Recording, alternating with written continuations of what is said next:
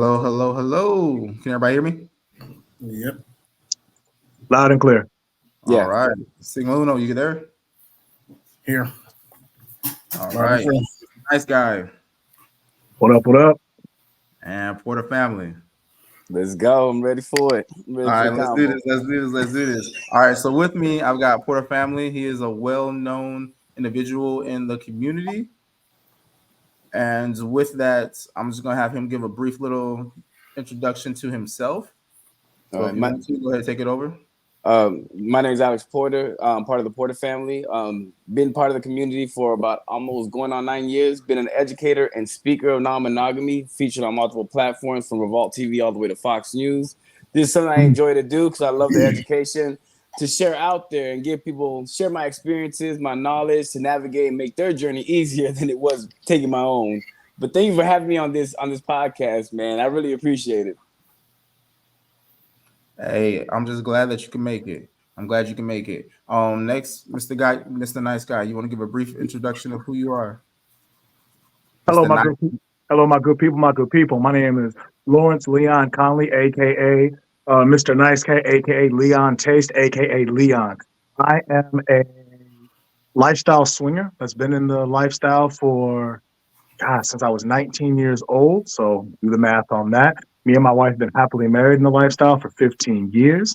Um, like my man was talking, like my man was saying, I believe education and knowledge and growth and sharing experience is how we navigate properly to have positive as well as reassuring connections as well as experiences in this lifestyle. So that's all I got. All right, sweet, sweet, sweet. And Mr. Sigma Uno, if you can give a brief description of who you are and what you can contribute today. Uh, my name is Sigma Uno, aka Walter Williams. I am not in the lifestyle, but I am a counselor, peer slash therapist. I've had multiple conversations with people that are in the lifestyle from an understanding point of view. So I feel like I understand it, but I don't. So I'm here to take a back seat and learn a bit and to give my input when asked for it. Okay, okay, okay. I got a homeboy that always says growth and development. So I mean, with it, passing on that knowledge is always good. I always love someone who is willing to be a student in order to eventually take over the role of a teacher. And I mean, with being in the field that you are, it's always nice to have that insight into different ways of living. So that way you can help any be able to help more people that you run across. Now, with it, I'm gonna go ahead and get straight into it. Today's topic is marching through the issues of ethical non-monogamy. Now, with it, a lot of people have the idea of ethical non-monogamy. They're usually familiar with open relationships and swinging. Ever since I think it was the tabletop red table discussions with Jada Pickett Smith and I think Willow Smith was on there, and she came out and said that she was polyamorous. That was a couple years ago. I actually had stated on a previous podcast that I was on. I was like, this was probably like 3 years ago. I was like, polyamory is about to take a major toll downward because now it's going to become trending. And when it becomes trending, a lot of people are going to see it as a new wave. And with that new wave, it's going to be interesting because of the fact that a lot of people are going to be joining the lifestyle and not really know what the lifestyle is. How you doing, Rio? How you doing, Steven? What's up? What's up? So ultimately, right now, what I want to do is just start it off with, if y'all can, starting with Porter Family, just give a little, if you can, give a personal story of the darker side of your lifestyle, and just say what lifestyle you are in, a brief description of what that means to you, and something that you had to navigate through in that lifestyle. That because right now I feel like a lot of people see throughout the social media and everything, a lot of people see the positive or either just the negative of the lifestyle, but nobody really gets these are the things that we see often, and this is how you can navigate through that, or how you can avoid that, or even deal with it or heal from it. I think I mean, there's multiple challenges, right? And I have clients that I help navigate through non-monogamy. Me personally, my biggest challenge has been learning the balance within having plural relationships. I don't think we take enough. We understand enough, right? I was explaining this to somebody. I was like, a lot of people don't understand there's a difference between capacity and capabilities. You have to learn the tools, the knowledge, and the education, have the capability to have, and then find out your capacity when it comes to handling plural relationships. Some of us are not made to have plural relationships, and that's okay. Some of us, we need to understand when we are on what is it, polysaturated, where we met our capacity. You know what I mean? 2, 3 partners.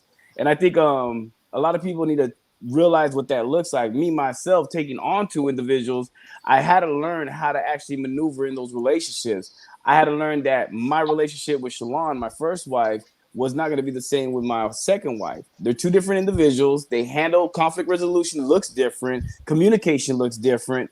The time that they needed to find that, the time they needed to walk away from a situation to come revisit it so we can navigate through it as they navigate through their emotions look different. So if we're not taking the time to study each partner individually before, and a lot of people, what I understand they do is they get accustomed to always, because I come from a throuple. We always create the group thing of everything. We're going to figure it out together. We're going to solve it together. But really, at the end of the day, if you don't handle things individually, you'll never understand everything together. So I think once I learned how to differentiate the 2 of how the situations were, it made my whole overall relationship more easier. One thing I did too, I carried problems from one relationship to the other. These are all things that you need to learn to not do. It naturally happens. It is 3 people. Sometimes when we're in a situation, we want to vent to one partner and then carry that pain to one partner. And sometimes loyalty in their mindset gets stuck to you, and it makes them look at your other partner in a different kind of light. But these are, that's the challenge that me personally that I've seen. I always tell people, take the solution, get a mentor, learn how to study, how to communicate. There is 4 different levels of communication: assertive, passive aggressive, passive. Assertive is where you want to reach at. But a lot of times that what we don't understand is when we see thruples, we fall in love with the idea of what it looks like, right? Yep. 3 people, access to 2 other individuals. You know what I mean? The sex looks great. And you'll understand the depths of the relationship is not about the sex. It's about the investment into the relationship of what you're trying to create with each individual. And that's a whole other story. But that's a Yes. little bit of what it looked like for me. I wanna ask a quick little question real quick. When it comes down to you and a throuple, self-love and knowing self, do you feel like that is a major component of it? Knowing exactly who you are as an individual, because me personally, being in the lifestyle, I feel that you cannot go in and love somebody else when you don't fully love yourself. I feel like when you have another individual on, bring another individual on, they're ultimately adding to the love that you have already. You're not getting another love out of them. Does that make sense? No, I definitely agree, right? I'm going to add a little bit more to that. Yeah, I do believe self-love is something that is necessary, right? Because if you don't love yourself enough, you're not going to understand how to love another. Also at that, I know Shaquille O'Neal, he has said you never want to express yourself emotionally to the woman of your life. I think that's very I disagree with it. I understand its concept, Absolutely. but at the end of the day, if you neglect your own emotions, you're never going to validate mine.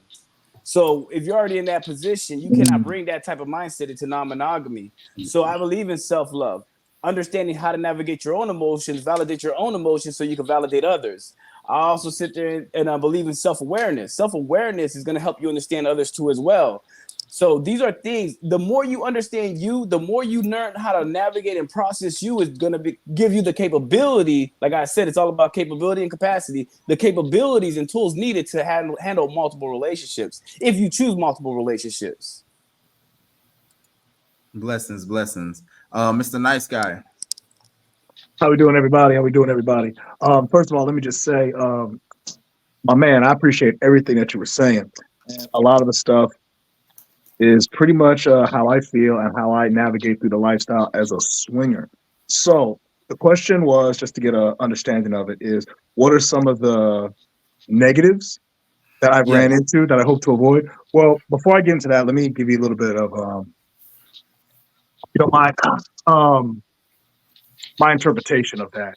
When it comes to the negatives I've seen are usually rooted in misconception and false perception on what the lifestyle represents versus what it really is. In my experience, I've ran into a lot of people that are looking for areas to explore their sexuality or their sexual interest with a partner or someone they wish to share it with. And then there's others that look for reasons to validate their need to cheat. And more times than not, you hear about the bad situations before you hear about the good ones. If I'm That's why we're 100%, here tonight. what's up? What'd you say? I said that's why we're here tonight. So go ahead Yeah. and navigate through those. So a lot of the negatives I would say I went through weren't nothing. I'll still share them. Were situations that didn't really affect me too much per se, only because when it comes to a lifestyle, whether you're poly or you're swinger, or if you choose to explore openly, me and my wife have coined up the phrase we have to have the 3 C's: communication, compatibility, and comfort. If you don't Yes. have that as a foundation, then it doesn't know if you don't lay that path, that foundation, the path of everything else will not fall into place. Trust, respect, honor, commitment, all those things just go out the damn window, at least in our experience. Results may vary, but I can only speak on me. So one of the issues I'd run into is whenever me and my wife are talking to someone or we're looking at someone, and we seem to discuss, hey, me and my wife in the lifestyle, we think you're a very attractive person. We'd like to, maybe explore, talk, or whatnot. The first thing I always get from women is, well, how about an alternative? How about what I do with you is between me and you, and what I do with my wife between you and your wife? Now, depending on your dynamic, that might be cool, but me and my wife's dynamic is different. We usually play together more times than not. And in the rare instances that we do play separately, it's because we've known that person for a while. We feel comfortable, and all those things just fall into place. So whenever I find myself in situations where I'm not doing the discreet, DL tango with people that most monogamous people are used to, that's when they're outside of their comfort zone and don't know what to do. Because more times than not, when, at least in my experience, what I've observed, when people choose to be intimate in an impractical way outside of the conservative norms, they operate on a level of discrepancy that's socially acceptable. However, when you run into someone that is open, carefree, and honest, and just good, knows who they are 100%, that shatters that delusion they've put in so much stock into validating their means to go out there and be deceitful. Does that make sense so far? So Yeah. Yeah. more times than not, whenever me and my wife see that type of mindset, we just separate from it, peacefully, of course, and respectfully. One negative that I will say, and a friend told me this, and I can share it with you, is when they were playing with someone and the person started to go into there's going to be a phrase for it. Y'all can probably help me out, but they start to go into this autopilot of monogamy. Pretty much her and the guy were sleeping together, per their dynamic. And then he started to get very attached. He started to, come seeing her at her job, coming to see her with her friend, gave her promise rings, flowers, and all this stuff. And it was starting to make her uncomfortable because he wanted a full-on relationship, which is something that both the wife and the husband decided they didn't want. So when the husband confronted him with this, because the wife had confronted him, but it failed in comparison. So the husband decided to talk to him too, respectfully, of course. He simply just stated to him like, hey, look, what me and your wife do is none of your concern, and whoopty doopty whoopty whoop. Just totally going out of bounds and everything like that. And it took a while, as well as a restraining order, to get that guy to leave them alone. And I'd say that was probably the worst situation I've seen in the swinging lifestyle. Outside of people getting divorced, only because when they come to the table to play or meet people or go to swing clubs, they're not 100% with each other. It's like 25, 75, or 15, 85 here. So again, it comes back to that piece of communication, compatibility, and comfort. If you have those things lacking, then more times than not, your experiences are not going to be as promising. And another thing, when it comes to going about having any open experience, my man said it best. I'm paraphrasing. It's important to have a mentor and a guide to help you understand and navigate through certain things. Because again, a lot of people are going in with misconceptions as well as expectations that aren't really fair to themselves and to others. So, hope that answers the question. Yeah, that for me that did answer the question. With it, I'm going to go ahead. Oh, Yeah, man. who is Lucifer? Is that who changed their name to Lucifer? Really? I thought it I was have. you. I thought it was you. Okay, Yeah, no, that's me, man. That's everything I do on gaming and all that too. So that's okay. why I just went ahead and changed I was like, is this who I think it is? I was let me just ask the question. it. Hey, It's give a me. brief It's me. description of you, the lifestyle that you are in, and what it means to you, and then just give us a little story of a negative that you ran across, and then with it at the end, I want to talk about solutions, and I'm gonna have Sigma Uno go last because of the fact that I know he's gonna have a lot of insight into all of it. Yeah, yeah. Hold on one second. My earpiece fell off. You'll still have it.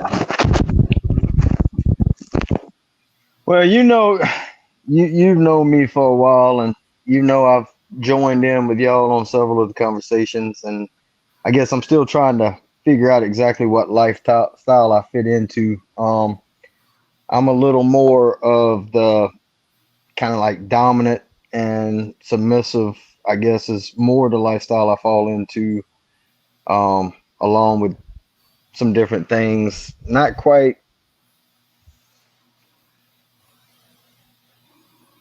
I mean,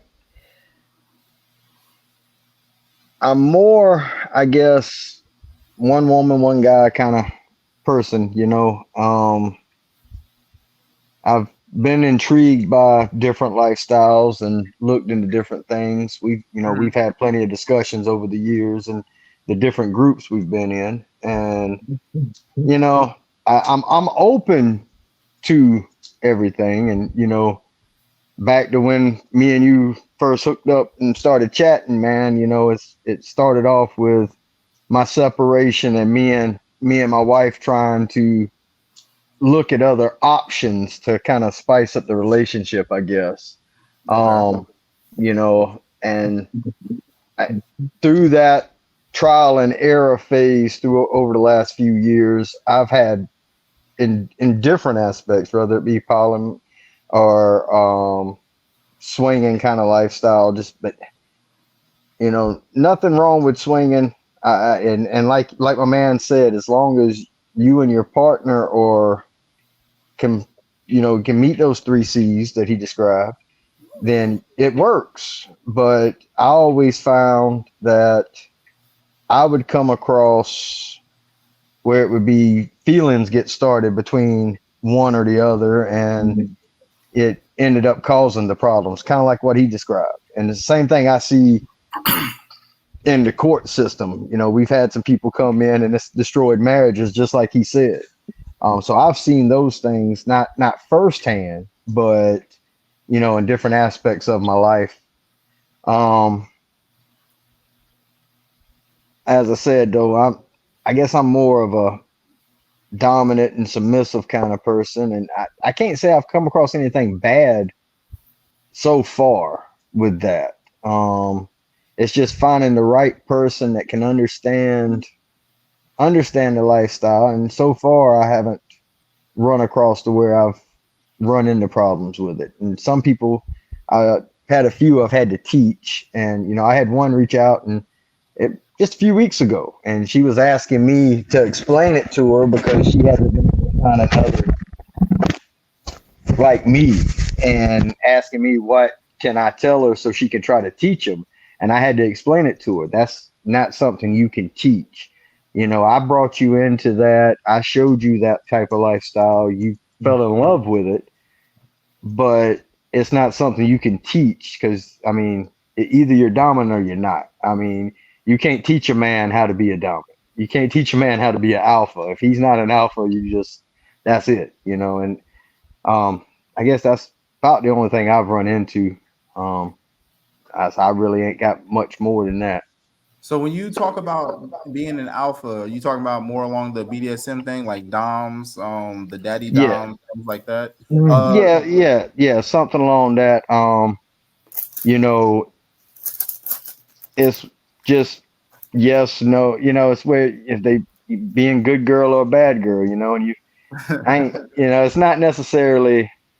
I don't go real far off left wing with it. Mhm. But when you give them that look, they know to come to you and things like that. And of course, in my real, you know me, I live alpha life through and through to begin with, Yeah. and so it kind of just falls in line with my personality.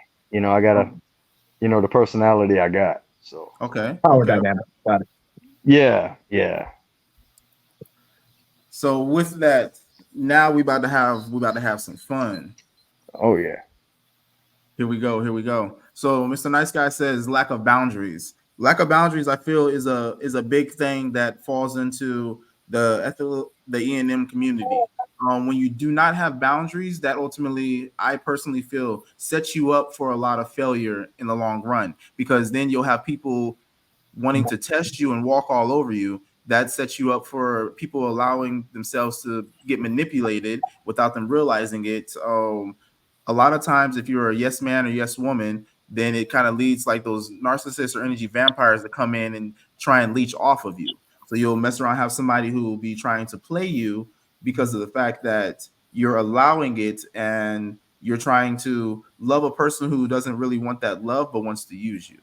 There, for example, being in the poly lifestyle, me personally, I run across a lot of women who want to find someone to pay for their life, or either they just want to either get a financial, a social come up, or either just want to find somebody who can take care of them and they don't have anything to worry about. Have you run across that before, Porter family? Well, I don't date, so Yeah. I don't Well, date. But no, is that something that you do see in the community? Of course, there's women out there that do try to join couples that are financially stable, and then the couples have to actually move at a pace that's correct because they don't want to normalize something that they set a high expectation for. Because some people do come to the community for that. They try to also sit there and you've also heard stories where couples have turned around and came across seeking someone to join their union just to kind of add them as a babysitter. It's like the mindset is different of what they're really of the approach they're trying to get here. So yeah, you do got to kind of sit there and navigate that space, looking at the red flags, seeing who you're dealing with, vet correctly, because I don't think a lot of times people are vetting correctly, and that's even That was in about to be my monogamy. that was about to Yeah. be my next question to you, because with Yeah. it you said you don't date, and I'm like, okay, cool. So when you were going before you into finding your second wife, so you're a polygamist, I would say. Me, you know what I love to say? I love to say Mhm. non-monogamous, right? Because Yeah. non-monogamous, there's no destination; it's a journey. One moment, Yes.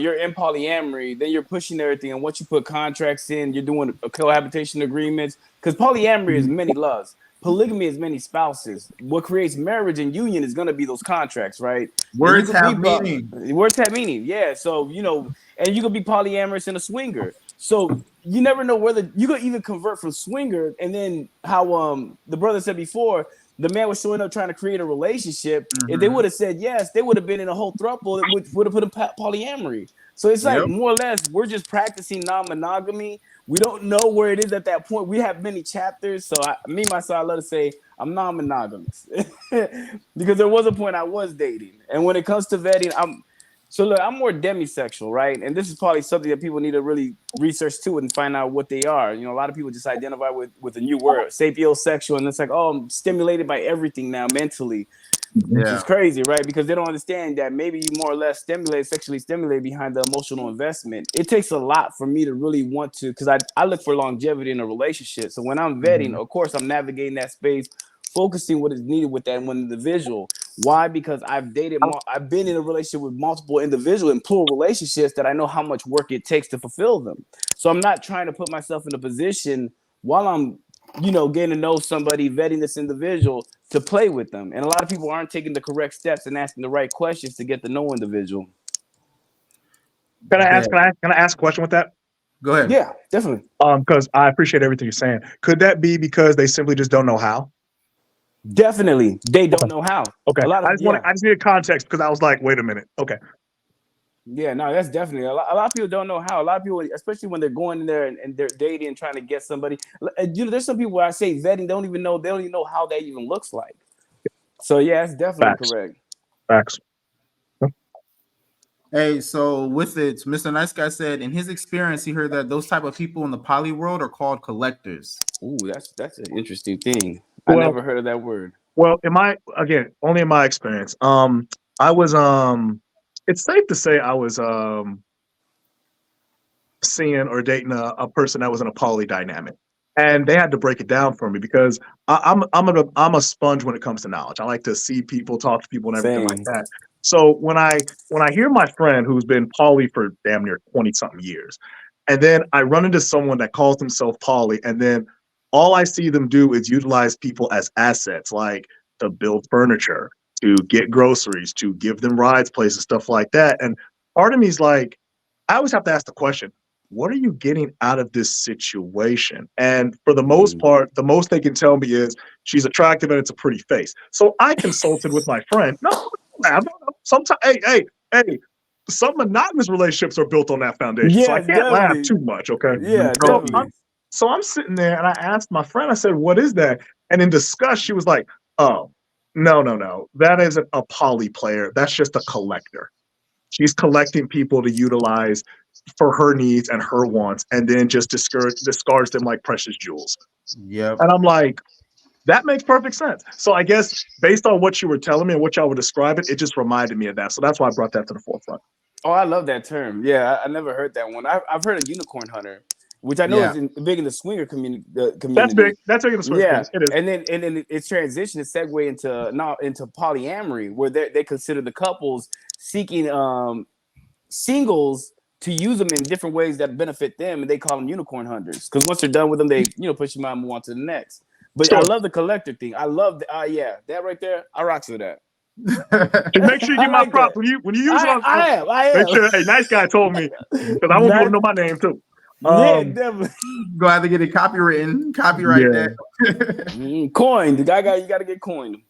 But yeah, Hey, Mr. Sigma Uno, Mrs. Sigma Uno, what y'all have to add? Because I know when it comes down to it, whether it's ethical non-monogamous or either monogamy, I feel like the vetting process and the type of individuals you run across are going to be similar. It doesn't matter whether you're doing ethical non-monogamy or either you're doing monogamy. You're still going to run across certain types of individuals. How would you what is a good way, not a good way.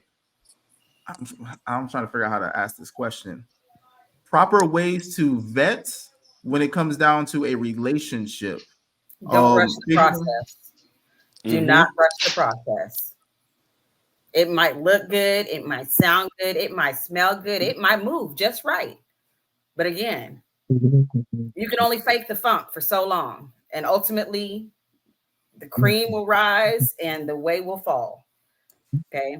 And Lord, I'm a poly lesbian swinger parent. So all the I had to think about that. I was like, wait, what? so all the relationships my children get into, and let's add communal living on top of that. So communal living, poly lesbian swinger parent. So everything that all of my children get involved in ultimately ends up in my home, right? So it's not necessarily a negative, but it's definitely a learning curve to allow them to experience and see certain things for themselves without getting in, intervening, putting in any sense. Because one, yes, they are my children, but two, that's not my life. It's also not my lifestyle, but they are my children. So, recognizing and keeping at a relative safe distance to allow certain things to play out. But even in my position, those C's are definitely a requirement because we're in a communal living situation. So if there's any of those things are lacking in those relationships, it ultimately starts a breakdown and deterioration of the relationships within the house itself. Which, when we say problems, it causes problems. So again, don't rush the process. Do it like a job, like you're hiring a person. Get references. That I feel like that is town where you come from. I'm not gonna say Facebook stalk, but the proof is out there somewhere. I mean, really, you don't have no friends. Oh Lord, they don't have no friends. I love how you say it, right? Because a lot of people, they maneuver with a disguised intent, right? And then at the beginning stages of any type of dating, a lot of people, you're just meeting the representative.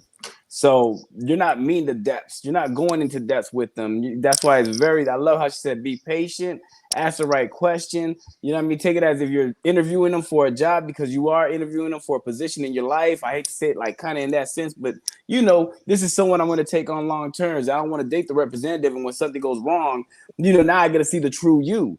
So I love that she said, be patient, because at the end of the day, we are, especially nowadays, everybody got a disguised intent. It's crazy to say it like that, but a lot of people do move with a disguised intent. Let me piggyback for a minute on what the fine lady was saying. A couple things. One, when it comes to y'all saying, check references and stuff like that might be triggering to some people. Another profession of mine, I'm a licensed private investigator. I don't consider it stalking, because everyone looks at everyone's social media. That's what social media is for. I look at it as conducting research, because when you want to make sound investments in people, you want to do your research to make sure that you are properly invested in the right people.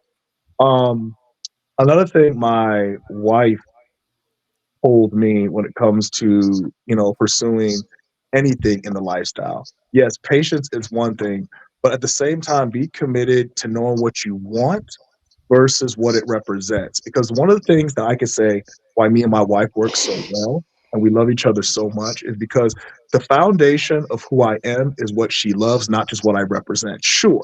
I'm a handsome, good-looking, successful Black man that can do all these things, but there's more to it than that. There's times I'm a nerd, I'm a geek, I'm this, I'm that, I'm all these things. And you got to take in, I think what the brother's saying is the whole package of things. And most people don't take the time to consider that when they're dealing with the representative, that's going to come with its fair share of issues, problems, and concerns that may or may not be outside of your wheelhouse of solving, if you want to solve them. Again, if they're a sound investment. That's all I have to say.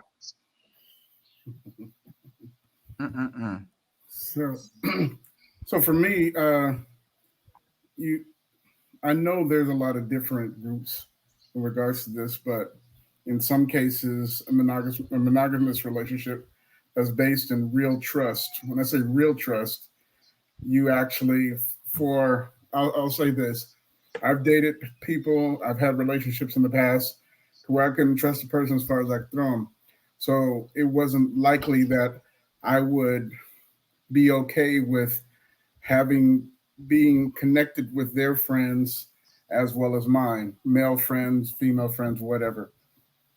But in a true trust and honest relationship, I can trust her and all the people that she knows in the past and not feel any sort of type of way about it. So it's like, it's an open thing to where we can go sit down and talk to friends that she's had in the past or people that she's had relationships in the past, and I feel nothing about it because that trust is there. And I don't know if it's the same basis across the board when it comes to to the groups that you guys belong to, or if that's even a factor. But I think for me, that's the most important thing. And then people that I've had conversations about their relationships with, it's been a struggle, even though when you talk about polyamorous and how there's an open love, not rooted in sex per se, but rooted in an open need to love the people that are close to you and to give this unconditional love and hope that everyone's perpetuating the same. So in some cases, that is something that's across the board when it comes to relationships, period. So that's kind of what I'm hearing. Again, I'm not a professional on any other groups, and I'm sitting here listening attentively so I can learn more. But from what I've heard so far, and my own personal experience, I feel like there are certain things that go across the board, that when you are in a fulfilling relationship, that trusting the person, being able to trust the person, opens the door to, hey, yeah, she's known this dude for 10 years. I've known him for 2 or 3 years. Do I trust her to be around him when I'm not there? Yeah, I do, because I trust her, regardless of whether who he is or not. I trust her. And again, if I'm wrong about the basis, then somebody correct me, because again, I don't know what it looks like across the board. Now, I would agree with you. Like I said, as I stated with me a while ago, Mhm. I've looked into different lifestyles, and no matter what the lifestyle is, you got to be able to trust your partner or the person you're with. I would agree with you with that. From what I can tell, trust is that's the number one issue. I mean, especially with what different things I do, because I mean, you got to Right. trust the person to make sure that you don't push over the boundaries, especially if it's anything to do with pain or anything like that. You got to be able to trust the person. If they've got, let's say, a safe word, like when that safe word comes Pineapple. out, it's time to stop. That's right. Pineapple, pineapple. Now, I don't have a safe word, but when you do got a safe word, or so you got to be able to trust that person, because you've got people out there that's just sick, Right. and Yeah. and they get off it basically like torture. You got Right. to And trust. I'm sorry for interrupting. You got to trust that you're safe with that person. exactly, I get it. exactly. And I would think that would be in any lifestyle. In any lifestyle, you 100%. got to be able to trust that you're safe with them. Right. Yeah. With me, here's a personal thing with me that I had ran through before. I hmm, to piggyback off what you said, ultimately you need to have trust in the individual and also in your partner. To where if the individual does anything that steps out of line when you're not there, your partner will be able to stand up for themselves as well, to be able to say something. Because if you're not there and they don't say anything, then they can possibly end up getting used or things can go very bad. Right. So I'm like, with it, it's like there needs to be trust on both parts. So with the other individual, that okay, cool. I trust that they're going to not do anything crazy, and then if they do anything crazy, I trust that my partner can handle it or will handle it in a way that is appropriate for that situation. Right. And when it comes down to that, you really get to learn and see. I feel like when it comes down to the lifestyle, there's a lot of things that are trial and error. Mm. When you go into the lifestyle, you're not gonna have all the answers right away. There's gonna be times where things happen, and you're going to have to learn based off of the situations that end up arising. Because, for example, me and my partner, me and my wife, we had a situation to where everything seemed cool until we started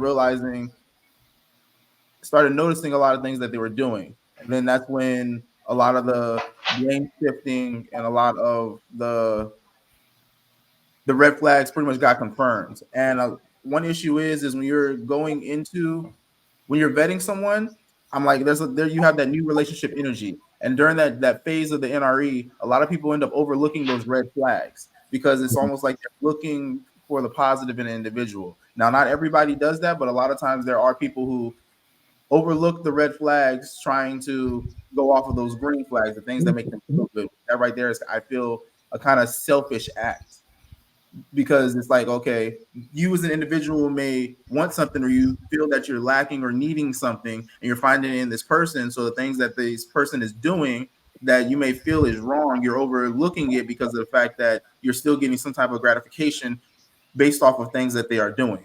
So a lot of times it ultimately is setting yourself up. Like, I talked to Mr. Nice Guy once before, and he told me, he was like, "That's thinking what you." He was like, "That's thinking what you did."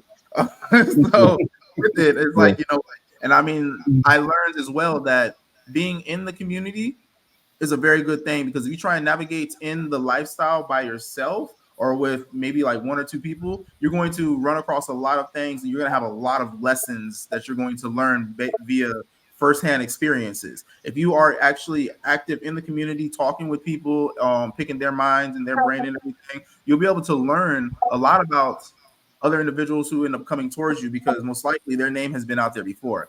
Also, at the same time, other individuals be able to point out things that you may be overlooking. You might talk about an experience, they're gonna be like, "Hey, bro, no disrespect or anything, but that kind of sounds like this person is really just trying to seek this X, Y, and Z. While does that really fall in line with what it is that you're looking for?" So, I mean, having though they will bring up those types of conversations. You never would really want to step into doing anything alone. And I mean, there's some people to where, for example, Steven said earlier that he was going through a divorce and they were trying to find things to like spice up their life. I've noticed that there's some people in the lifestyle to where they're not really in the lifestyle. We had a term before called triamorous.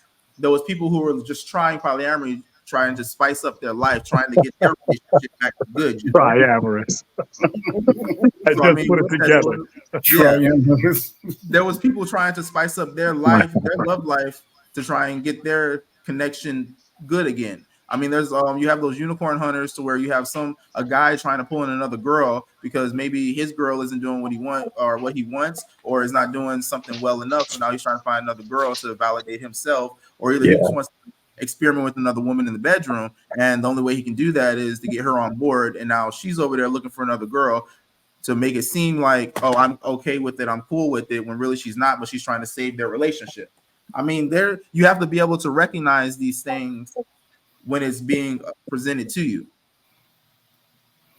So let me ask you a question. So in those type of situations, like, I mean, I was there and I saw the full unmasking of some real serious manipulation when it came to your situation. But who calls bullshit in the middle of that? He said, Who's responsible for calling bullshit? And if you're a community, how does that look? See, in my personal situation, cheese and bread. In my personal situation, a few of y'all on here know about what I went through. I'm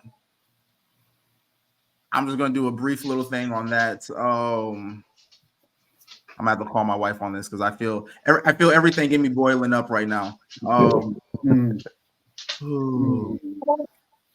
ultimately, with good cause. me and my wife ended up dating a couple, and this couple was very manipulative. My wife has trauma from early childhood. A situation had rose to where the gentleman, he tried to engage in coitus with her. She physically pretty much told him no twice, and then verbally told him no. At that time, he tried to emotionally manipulate her and pretty much try and get his way by trying to guilt trip her. When I had brought it to their attention, they tried to gaslight me and tell me that's not what happened. My wife had a kind of, she was triggered and kind of froze up. And with that, they decided to attack me, saying that's not what happened. If she had an issue with it, she would say something right now. She was in flight mode, frozen. So she wasn't doing anything. So they attacked me. Then to find out later on that the husband had tried doing some stuff to her mom, and we found out later. But again, when we had brought it to the attention of higher authority, they tried to spin everything and made up a bunch of lies, saying that I had mental issues and all these things, that I was making everything up. Me and my wife was making everything up. And they tried saying that my wife said that never happened, which was a lie. She ended up testifying against that. They tried to get other people to lie for them. It turned into a whole scene. It was crazy. But who calls bullshit? I feel like when it comes down to it, in my situation, I was the one that called bullshit. But the issue is that nobody else spoke, which allowed them to try and gang up on me and make it seem like I was lying about everything because I was the only one speaking. And that was very difficult on my part because Now they were able to say all these lies, and nobody else was saying anything about what happened. So all those lies was making it seem like it was discrediting me and making it seem like I was making everything up. When it comes down to calling bullshit, I feel like everybody needs to step up and be like, you know what, that is fucked up. That is not right. In order for things to really end up happening. So to answer your question, who calls bullshit? When you see something wrong, say something. I mean, in the Marine Corps, we had a saying, do the right thing even when no one was looking. And that comes down Integrity. to courage. That comes down to literally having boundaries. That comes down to not being afraid to step up and say when something is wrong. They say in the Bible that in the end times, what's good will be seen as bad, what's bad will be seen as good. I feel like the way that the world is moving, a lot of things that are happening are negative, but nobody's saying anything because a lot of people want to be in that in group. Nobody wants to be looked at as a bad person for being a whistleblower or saying what somebody is doing. And that is causing a lot of issues in the community due to the fact that people see wrongdoing, but nobody says anything. And therefore, now you're becoming an enabler to the behaviors of these people doing these things over and over and over again. And that's why now you have like that Me Too method, that whole Me Too movement, because it's like it wouldn't even be a Me Too movement if somebody had stood up before. But when only one person does it, it's easy for that person to get shut down because nobody else is saying anything. But then later on, everybody wants to come out and say something, or either at the time where the person is saying something, everybody wants to come to that person in private and be like, you know, that's fucked up, but nobody wants to say anything. So therefore, now it's like they're getting ridiculed and everything gets shut down. But later on, everybody wants to speak up about it after like whatever. So it's difficult to say who calls bullshit because there's always going to be repercussions if it's just a one person. But if everybody stands up collectively, especially if there's things that have been happening for a long time, then everybody as a whole should call bullshit. Not just one person, the ones and twosies here and there, because what's going to happen is they're going to get shut down and the truth is eventually going to come out. But at that time, it may lead to the person who ends up calling bullshit it could turn very dark for them. It could, but when it comes to that, and especially when you're in a relationship with more than one person, it boils down to communication. Yes, there were a lot of things that was not communicated. I'm so sorry. I'm so sorry for interrupting. I'm usually great listening, but I have to go in a few minutes. My time's very short, so I just want to say this. I want to add this. What you were saying, because you were saying so much, I want to add into it. The first thing I want to say, man, was short answer: who can call bullshit? Everybody and anybody. Okay, I don't care who it is. The other thing I was trying to touch in, what you were trying to say was, I can't stand it because this is something that happens a lot in the swinger community. And this is the only time I envy the poly community over the swinger when it's done correctly. Is when usually something needs to be happening or something needs to be said, more times than not in the swinger community, it's said too late. It's said after damage is done. It's observed and it's mentioned and it's like, there's no validation. There was one situation where I had me and my wife were we were separate. And when I say separate is I went to a meet and greet and she stayed home because she was tired, wasn't feeling it. And one of the dynamics me and my wife have is that whenever we're separated, we just don't play. I'm cool with that because I like playing together and stuff like that. But the one thing we can do is we can flirt, we can talk, we can kiss, we can touch, we can caress, we can corrode, but no penetration. That's fine by me. But it's all about building connections. So it was at a pool meeting, a pool party / hot tub meet and greet. And long story short, everyone's sitting there vibing, feeling good, having a good old time. You know, everyone's being charismatic. And there was this one female that me and her was just talking, and we were really vibing. Her husband was right there. Other couples were around. We were just having a great old time, chilling. And me being the gentleman I asked permission if I can kiss her, and she said absolutely. And we started making out for like 5 or 10 seconds, not minutes, seconds. Okay, I was like, as soon as that happened, her husband killing the vibe, because that's the one thing that in the swinger community, or maybe in the poly community, when everyone's playing in a group setting, you don't want to be the person that kills the vibe. All right. Anyway, so he turns around and just says, no, we don't do that. We don't do that. We don't kiss other people and stuff like that. He said that to himself loud, making it awkward. and then switch positions with me and her. In that instance, I'm trying to talk to him. I said, "Oh, my bad. I didn't know I crossed any boundaries. If you want to talk about it, please, let's have a conversation." He was ignoring me the whole time. Now, me being me, okay, I am someone that I consider myself to be, you can coin this term too, respectfully confrontational. I don't like to fight. I do not like to fight. However, I have no issue being confrontational if the time is needed. I Yes. think violence is not the best solution, but unfortunately, violence is one of many solutions that almost immediately gives instant results. I hate it, but it's true. So this person's ignored me, and I'm thinking, "Oh, this is a deaf Negro. Okay, I get how this goes." That's where my mind goes. Okay, I can't help it. I'm hood like that. My mind goes, "Oh, you a deaf motherfucker." So I asked him again, and then he kept ignoring me. So I waited for him. Now nobody is saying nothing, but everyone was like, "What the fuck?" But no one said nothing. Right.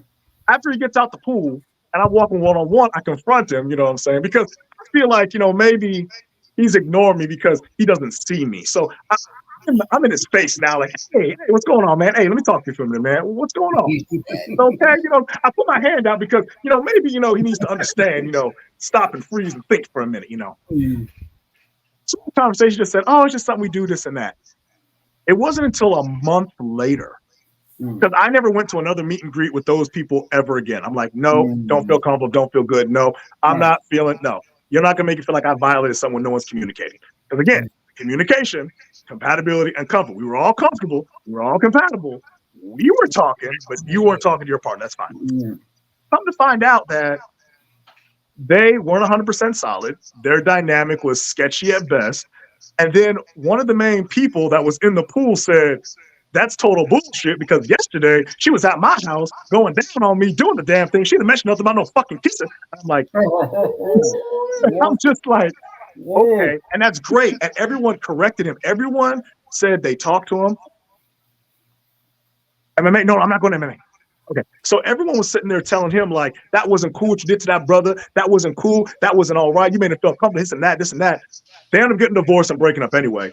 But I talked to myself, I said, I appreciate the validation, but that's 30 days too late. I don't want to associate with y'all. I don't want to hang out in that group. I don't feel comfortable with that. And I wish y'all would have said something right then and there instead of me having to seek my own validation. Whereas in the poly community, when it's done right, and from what I've heard, there's this unity, there's this community, there's this connection, there's this conversation that usually is had. And I'm like, all right, I see everyone's trying to keep the vibe going, keep the mood going, keep the sexy going, but I can't feel sexy if I'm uncomfortable. So, that's my interpretation of it. And I 100% agree with what you're saying. I'm sorry that happened to you, Ezra. I really am. Listen, ladies and gentlemen, I apologize for my absence. I have to go, but I really enjoyed this conversation. I look forward to hearing what everyone has to share and say. Hopefully I have more time on the next one. Y'all take care of yourselves, all right? Blessings. All right, man. You have a good one, brother. All right, take care. All right, thank you. Bye. Rio, What's good, man? I'm about to put you on the spot, bro. Oh, When it comes down to your lifestyle in the ENM under the ENM umbrella, what are some things that have triggered you, and how did you navigate that? Triggered shit. Really nothing yet, but navigation is horrible right now because of where I'm at. It's not too many people that share the same lifestyle, and if they do, they're already in relationships. So I'll say the worst thing I could say is finding somebody to start off with. It's hard to explain or express yourself or have them feel like, they're not the problem when you tell them, hey, I would like to have somebody else in the relationship. It's real hard to explain that and express that. And I don't think most people will take that, in the lightest of ways. So right now, that's what I'm running into. Okay. Porter family. What's up, family? I saw a twinkle in your eye. What do you have to add? About a situation about asking and running into a lot of people not going for it. Yes. Yeah, please add. I mean, a lot of people. Well, first and foremost, we got to be transparent. If these individuals, I don't know if you're talking about your spouse or individuals that want to see if they're open to non-monogamy. Not everybody's open to non-monogamy. Mm-hmm. It is in the position to where it's transitioning to some people. As more of the education does go out there and more light does come to the community, and they get more of an understanding that it's more than just sex. Some people are coming forward to it and being more interested and open to the idea of it. But then also at the end of the day, a lot of people that I know, and I have to explain this to them too, you can't force someone to be poly with you. Sometimes you may have to go ahead and pivot that relationship. That may be a person allow them to go on their monogamous way, but you can still kind of pivot in a sense to keep them in a platonic situation, not in a relationship, but in a good friendship as you go ahead and venture off into non-monogamy. That's just the reality of it, because we can't force someone. If we want to pitch the idea of being non-monogamous and say we cannot force someone to be in prison with someone else's concept of love, we have to understand that to ourselves, that we can't force the person we're choosing to be this with us in our situation too as well. We got to let them go. So it's just different routes. But I think as much as the education, the light on the community is growing and we are expanding, eventually a lot of people are going to understand what it is. And as long as you keep staying true to yourself and understanding and practicing and getting the tools that are necessary to fulfill these relationships, you'll find what's for you. It's all in due time. And when I was dating, when I was going through that process, right? What's called it? I was surprised how many women, and was different, right? How many women were okay being monogamous to me. They didn't mind. They just loved my honesty. They loved the honesty. They loved how I communicated the validation, because they weren't getting that from previous relationships. Mm-hmm. Now, mind you, they seen it as just seasonal. They can see it whatever, right? I can't really dictate what that looked like for them, but they were open to the idea, and they were open to actually going down the journey with me. Of course, as I navigated, because again, I talk about vetting, I was seeing what it really was at the end of the day. It was more or less short term, because even though they loved the idea that I was so open and honest and transparent with them, I knew at the end of the day, as I got to know them more, no, this is just something for now, because you're seeking this in a relationship, in a monogamous situation down the line. And I had to let those situations go because they weren't for me. Now with it, go ahead. I was going to say Um, the importance of vetting. when it comes down to for Rio, Alex Porta, have y'all ever ran across situations to where you're into talking to somebody and they pretty much straight up tell you, like, are you cheat? They ask you, they're like, oh, so you have a partner? They're like, oh, are you cheating on them? And you really get the feeling that this person will be more comfortable with you cheating on your spouse than actually being open with your partner about what's going on. I'll let you go from. Have you ever ran across that? You haven't? Usually once, like, when I meet somebody, the conversation and everything goes amazing. Once they ask why I'm single and I tell them I believe in polygamy or I'm polyamorous, oh, that's the end of the conversation right there. That's the end. Like, I'm not gonna lie to anybody. I'm very open about who I am. So I'm not gonna lead a person on to, and then they get to liking me, and they don't call feelings. That's toxic. Facts. Like, I've done that before, and that shit sucks. Like, it really does. It sucks. What I've run across is both sides, where I'll have, like, some women will be like, well, she don't need to know. And I'm like, well, she's going to know. And they're kind of like, I'd rather she not know. I'm like, no, that right there is kind of cheating. I'm like, that's I went through that more in my monogamy than I did polygamy. Oh, dang. Yeah. I went through that more in monogamous relationships than I did polygamous. I agree. I agree.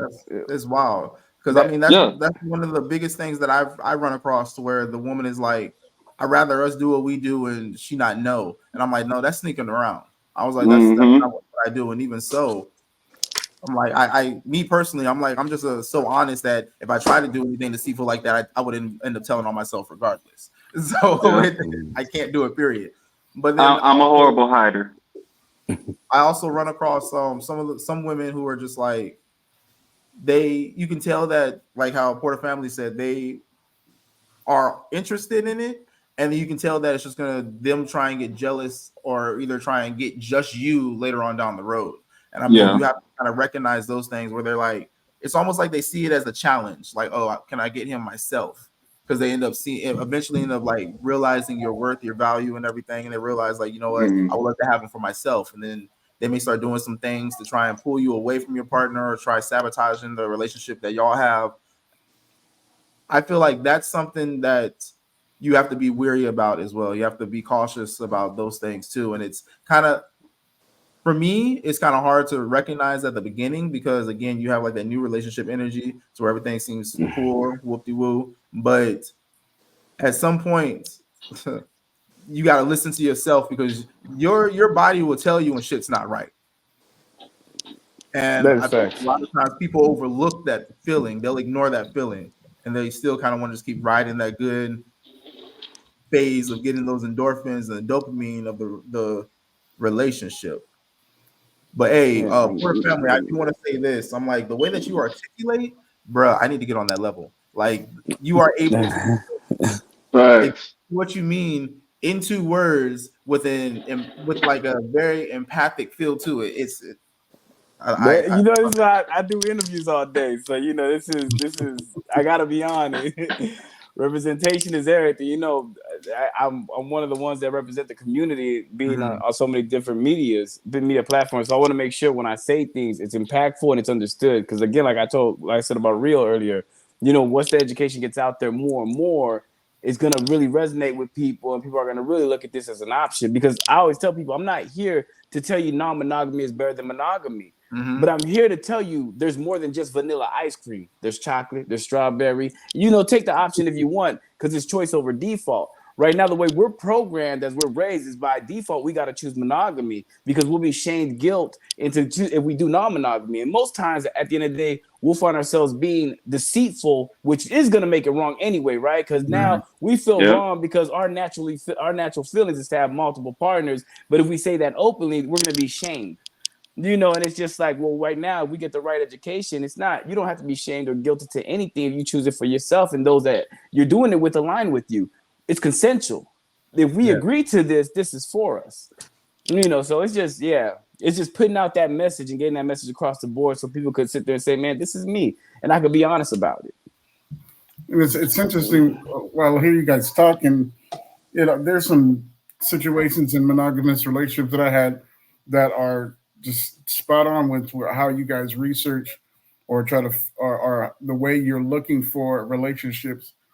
And I remember sitting in this relationship after 2 children were born, and during the course of this, understanding mentally the person that I was with and seeing what she obviously couldn't see, that she had completely checked out. And it was because of other stuff that happened in her family or whatever, but I saw myself as a non-factor. So it took me a while to get to a place where I'm like, you don't even see me. I'm not really here for you. It's time to move on. But she didn't really want to let go. So it was like, okay, you don't want to let go, but I'm a non-factor. So what's your expectation? You want me to stay here and allow you to continue to siphon off of me and get your fulfillment out of what you need from me, and that's it? It's time. It was time to check out and to explore the options. But I see the similarities in all of it when it comes to monogamy for me. And again, my understanding of monogamy when I was 20 years old, I didn't understand relationships at all, period. I didn't. I just knew I wanted to be with somebody. And if that person decided to be with me, it really didn't matter what they went through in their lifetime or what was going on. It had no merit. We just was together. And half the time, the relationships I was in, neither one of us knew each other. We were just having a good time having sex and all the rest of that stuff. And then we we moved on when it was time to move on. And then half the time when it was time to move on, we were like, what the hell happened? Everybody just have to move their own way. You know what I'm saying? So it was like that whole part of my life was like, wow, okay. And then when I really understood what the idea of relationship was, or what they say monogamy was, it came from a church perspective, and this is what you have to do. And if you went there and you had sex with her, she's pregnant, you got to marry her, and you didn't have no real say in the matter. So your idea of relationship is built on a religiosity versus your soul and your feeling about that person or what you actually wanted versus forcing yourself in a relationship. So there's so many different lines when it comes to all of this, and I completely understand the programming when it comes to having to choose monogamy and being married versus seeing other options. It makes a lot of sense. I appreciate the conversation. I really do. See, and with it, I'm like, those situations become obligations, and the last thing anyone wants to do is feel obligated. Right. So I mean that was one of the last things that Mr. Nice Guy said before he took off. I'm just reading that in the chat right now. But I really enjoyed this episode. I'm not going to keep y'all on here too long. I really appreciate all y'all coming through, just briefly discussing a little bit of things that we may go through, things that we see in the lifestyle, in the ethical non-monogamous lifestyle, whether it is being a polygamist, a polyandrous, a swinger, or even trying to just kind of figure out exactly where you fall in somewhere in the ethical non-monogamous umbrella. But I really appreciate you, Porter family, for stopping by. Thank you again, Mr. and Mrs. Sigma Uno. Rio, bless up. And I'm gonna go ahead and just end. Anybody? Well, actually, no. I always end my sessions with, what did you learn or what are you grateful for? Ooh, let me go last. All right, I'm gonna start with Rio then. Well, my learning is. Go ahead, Rio. I'm sorry. Go ahead. Shit. I'm just thankful for the knowledge I've gained today. Like, it's a lot. This journey is very long, and shoot, I'm just glad I ain't the only one that go through the problems I go through. Okay. Mr. and Mrs. Sigma Uno, ladies first. Coming from the background that I come from, pastor's daughter, deacon's daughter, pastor's daughter again. I'm grateful for all of my children. Aww. They no. When I say they busted wide open, they busted wide open. Like I said, we done went from, Lord forgive me, holy rollers and Bible thumpers to poly, BDSM, lesbian, and swinging. Those are all my children. Okay. I like that. So so you literally have the whole ENM umbrella in your yeah under her household. Yes. Dang. Yes, Lord. So I'm glad we started the foundation with prayer and supplication, because y'all be taking the sister through it. But I love y'all. I think there's an openness to all of this, and I have kids that are much younger, and when I started training them, I knew I could not stifle them. So I had a son that was claiming homosexuality in middle school. My daughter was claiming polyamorous. However, she researched it and came to that understanding. Another son that was toggling between straight and bisexual. And I had to learn. I couldn't stifle them. I couldn't Bible thump them and be like, hey, no, you can't do that. And listening to you guys tonight, I made a right decision. And then the evidence in my wife's, I love you guys. I love all you guys, and we can have a conversation about anything. And I'm not going to get huffy puffy and jump up and throw the King James version of the Bible at you. I want to see what you experience. And a lot of stuff that I just didn't do because I thought that there was a right way to do things and a wrong way to do things, and it was straight to hell's fire for you if you go in that direction, or you go to my left and I know you're not. all that type of mentality. So I have to sit back and listening to what you guys are talking about. It's people making choices about their life, and what's wrong with that? There's nothing wrong with that. Deep down inside, they're still the same people that we watch grow up is still the same people that decided, hey, I wonder what this feels like, so I'm gonna go try it. And I'm like, do what you got to do, as long as you don't kill yourself in the process. You know what I'm saying? I love this. I love, and for my gratefulness, I'm grateful for the platform. I'm learning. I appreciate that. Definitely. Definitely. Like, okay, now I got mine together. Now I'm playing. No, I'm thankful for everybody that joined. I'm thankful for actually having me on for this opportunity. I think platforms like this need to be out there more, especially just trying to find the education and expressing the things that we do experience, but also giving the solutions. So this is big ups to that and everybody that came on. One thing that I do want to say I'm grateful and thankful for is Sigma Uno, Mr. and Mrs. I love that you guys are the great example of what it is when it comes to family and parental units in our lives. Because those that practice non-monogamy or those that even express being part of the LGBTQ community, sometimes they get shunned. Sometimes parents use bad tactics like emotional blackmail and don't even know they're causing more problems to their children. When at the time they need to go ahead, they can't control their child, but understand their child. And you guys took the example of remaining a student of life and opening that opportunity, still have that open communication and support with your child, with your children. That right there is beautiful. And I'm taking that away from this situation. Oh man, appreciate it, man. We exist. We're far and few between, but we exist. Go ahead and skip.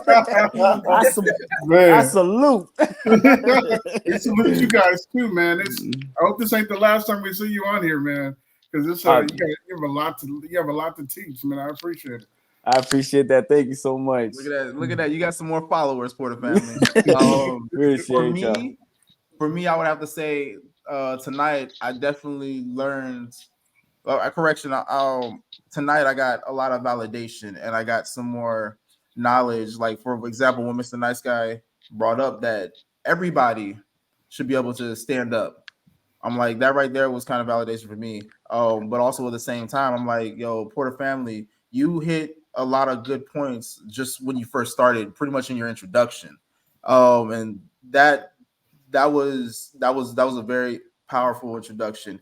Going on throughout the whole episode tonight, the whole little panel discussion, I'm grateful with the fact that everybody was able to be here. And again, with Mr. and Mrs. Sigma Uno, the way that y'all supported us, because that's my family on another side. That's my wife's mom. I'm like the way that you were able to support. I'm really thankful for that. I mean, it was a school of hard knocks, and the hard knocks was you gonna find out rather than you teaching. So I mean, it was like allowing us to live life through those experiences, and of course, doing the I wouldn't do that, but of course, children, we're gonna find out. Like, oh, that shit is hot. You was right. So I mean, I'm real thankful and grateful for that because ultimately everybody has a path in life, and going down that path, there's things that you have to do yourself. One thing in life is you have to go through things yourself in order to really grasp it, because you can be told something all day long, but everybody is a different type of learner. You have visual learners, you have those who are physical learners, practical learners. They need to be hands-on. And a lot of us these days are more hands-on. We can read something, we can listen to it, but we will not grasp it right then and there. So allowing everybody to go down their path the way that they need to go down their path in order to grow the way that they need to grow is something that is necessary. Sorry, had to tap into divine time real quick. Good. I love how the shit just flows. Like I'm starting to get better at it. Just take a deep breath and just let it come out. But with that, I am very thankful for everybody who was able to come on tonight. Porter family, stand by because I need to talk to actually all y'all offline. And with that, this was episode Divine Time. Relax your mind. It's Divine Time. Now,